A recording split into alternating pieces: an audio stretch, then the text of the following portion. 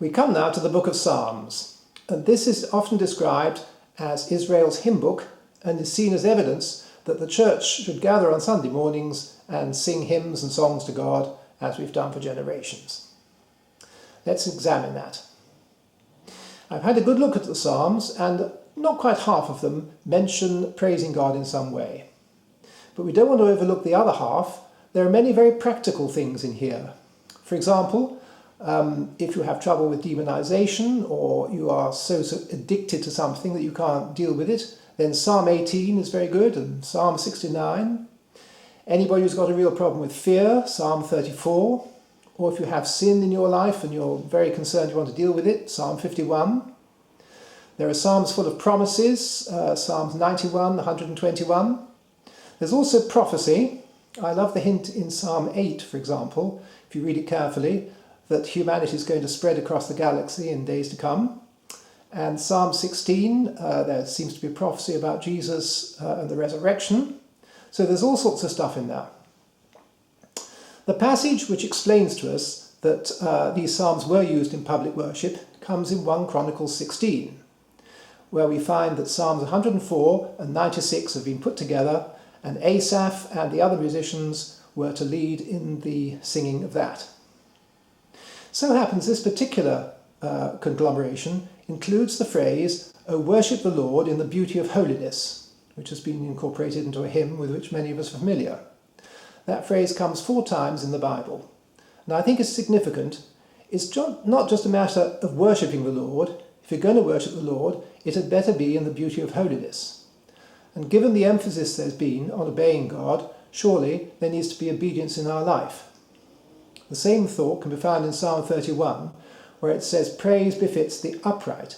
In other words, the state of the worshipper is very important in this.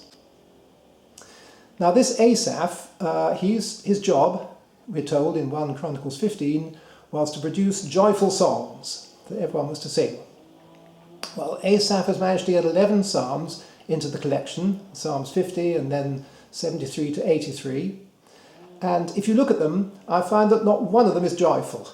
Here are some examples. Psalm 74, "Why have you rejected us, O God, forever? Why does your anger smoulder against the sheep of your pasture?" Or Psalm 79, "O God, the nations have invaded your inheritance. They've defiled your holy temple. They've reduced Jerusalem to rubble. They've given the dead body of your servants as food to the birds of the air." Hardly suitable, I think, for singing as a psalm of worship. So certainly not all the psalms are useful in that way, and it's hard to categorize them all. Anyway, let's have a look at one particular psalm, Psalm 113, which I'd like to read. "Praise Yah! Praise, O servants of the Lord! Praise the name of the Lord! Let the name of the Lord be blessed from now to eternity. From sunrise unto his coming, may the Lord's name be praised. High above all nations is the Lord, over the heavens is his glory." Well, you can't get much more full of praise than that. But let's read on. "Who is like the Lord our God for dwelling on high and bowing down low to look at the heavens and the earth, raising up the poor from the dust, from the refuse heap, making high the needy, to cause them to dwell with the nobles of his people, causing the barren woman of the house to dwell as a joyful mother of children?